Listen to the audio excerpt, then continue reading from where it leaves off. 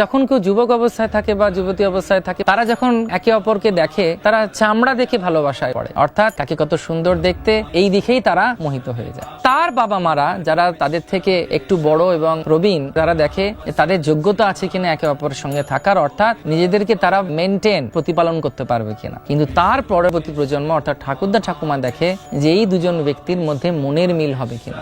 এবং সেই জন্য বলা হয় যে যত আমরা আমাদের বুদ্ধিকে বাড়াবো আধ্যাত্মিকতার মাধ্যমে, ভক্তির মাধ্যমে, তত আমাদের মধ্যে সেই শক্তি হবে ভুল এবং ঠিকের মধ্যে বিচার করা, মনের মাধ্যমে শুধু না চলা। ভগবদ্গীতা এবং শ্রীমদ্ ভাগবতমের মাধ্যমে অল্প বয়স থেকে এর জ্ঞান নিয়ে নিজেদের জীবনে পালন করে আমরা অনেক ভুল ভ্রান্তি থেকে বেরিয়ে আসতে পারবো এবং মনকে সঠিক রেখে আমরা পদ্ম ফুলের মতো জলে থাকলেও জল আমার গায়ে লাগবে না। আধ্যাত্মিক চর্চার মধ্যে থাকলে আমরা যে কোনো পরিস্থিতিই থাকি না কেন, আমাদের মন উৎফুল্ল থাকবে, আমরা ভালো থাকবো, কারোর দ্বারা প্রভাবিত হব না, আমরা একমাত্র পরিচালিত হব মঙ্গলময় ভগবানের কথার মাধ্যমে।